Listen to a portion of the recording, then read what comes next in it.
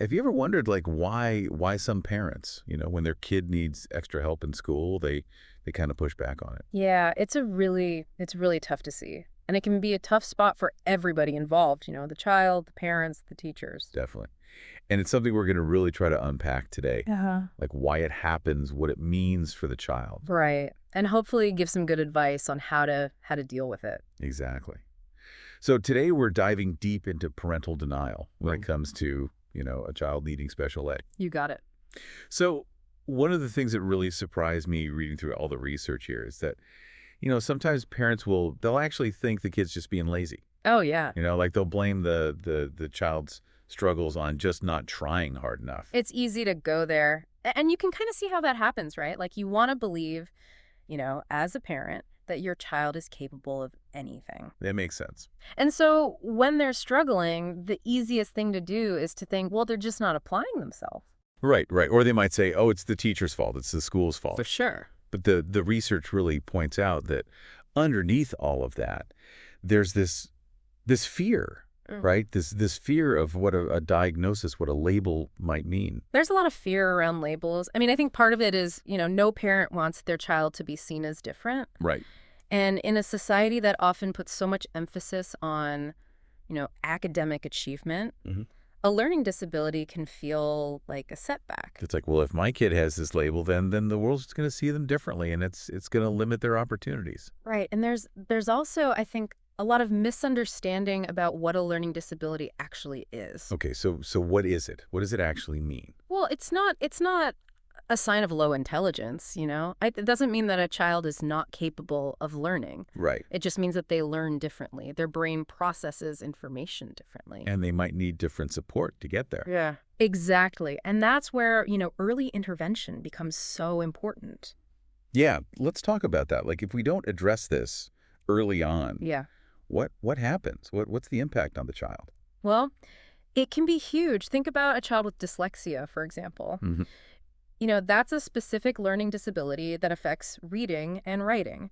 If that's not addressed early on, they're going to really struggle in school. They might have trouble, decoding words, understanding what they're reading. Right, because reading is like the foundation for everything else. It is, it's how you learn in most subjects. Yeah. And so if you're struggling with that fundamental skill, Mm. it's going to impact everything. It Yeah. can lead to frustration, low self-esteem, Mm. even behavioral problems sometimes. Yeah, because they're constantly feeling like they're not measuring up. Exactly. They're working so hard, but they're not seeing the same results. And that can be really demoralizing. Yeah.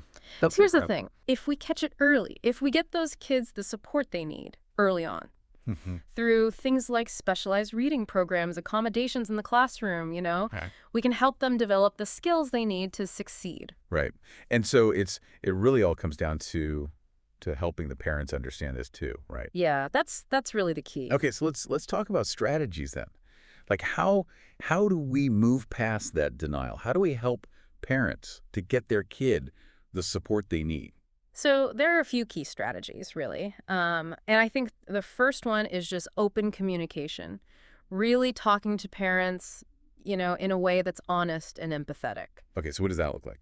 So instead of, coming at it with your child has a learning disability and needs special education, Mhm. it might be more, hey, you mentioned that you've noticed your child struggling with reading. Mhm. Start by acknowledging their concerns, their observations. Where they are. Exactly. Can you tell me more about what you've observed at home? And from there, you can start to have a more open conversation. Okay. I like that. So open communication is number one. Yep.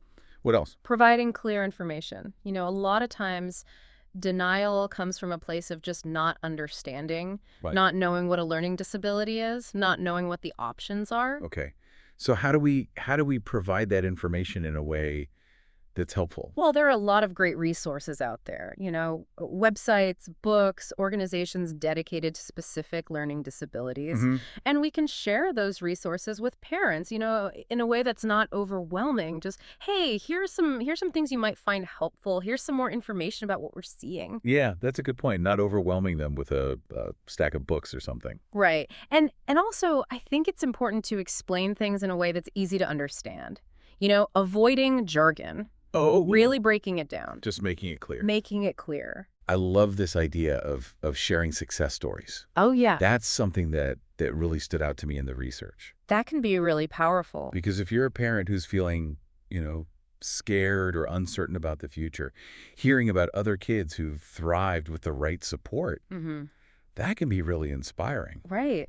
It gives them hope. It shows them that, a learning disability doesn't have to define their child's future. And it's not just like a feel-good thing. There's actual research that shows that, seeing these examples of kids who've made progress can actually help to reduce parental stress and anxiety. It does. It does. Which then makes them more open to getting their child the help they need. Absolutely. So that's a really important one. Mm-hmm. Okay, so we've talked about open communication, providing clear information, sharing those success stories. Yeah. What else? Collaboration. Okay. Really working together, as a team with the parents, with teachers, with specialists, making sure that everyone is on the same page. So what does good collaboration look like in this context? It's about having open communication, like Yep. we were talking about before. It's about involving parents in the decision-making process, Mm-hmm. really listening to their concerns and addressing them. Right. It's about having a consistent approach. So what's happening at school is also being reinforced at home. Right. That makes sense. That kind of teamwork, it can make a big difference. Okay, so that's 4. You got it. There was one more. Right. Respecting parental concerns. Okay. And I think this one is huge because, even though we might see a learning disability as something that needs to be addressed, Mm-hmm. parents might have very real fears and anxieties about it, and we need to validate those fears. Okay, so how do we do that? How do we respect those concerns while at the same time, advocating for the child to get the support they need? Well, I think it starts by really listening, really trying to understand where they're coming from. Some parents might be worried about the stigma associated with a learning disability. Right, right. They might be worried about their child being treated differently. Yeah, they might worry about bullying. Exactly. And those are valid concerns. So we need to acknowledge those. We need to say, I hear you. I understand why you're worried about that. Okay. And then we can talk about, okay, well, how can we address those concerns? Yeah. How can we work together to make sure that your child feels supported, feels safe, feels accepted? Right. It's about finding that balance. That makes a lot of sense. One of the things that I found really powerful in the research we looked at were these personal accounts from parents who initially did struggle with denial. Oh, yeah. And their stories just really highlight how much of a difference early awareness and intervention can make, not just for the child, but for the whole family. It's amazing to see, how when you address those needs early on, the whole family dynamic can shift. Yeah. And it really underscores how important it is to talk about this more openly. To create a culture where asking for help is seen as a strength, Mm. not a weakness. Right. Where parents feel supported, they feel empowered to advocate for their children. So the big takeaway here is that addressing parental denial is absolutely crucial. Yeah. And it's not about, judging parents or making them feel bad.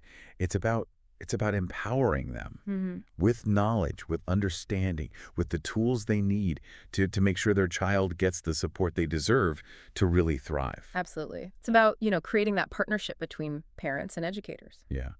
And I love this thought that you brought up about, how can we as communities create environments where seeking help for a learning disability isn't stigmatized? Right. Like, how do we shift that perception? Yeah, how do we change the narrative? How do we foster a culture of acceptance and support? Where differences are celebrated. Exactly. And where every child has the opportunity to reach their full potential.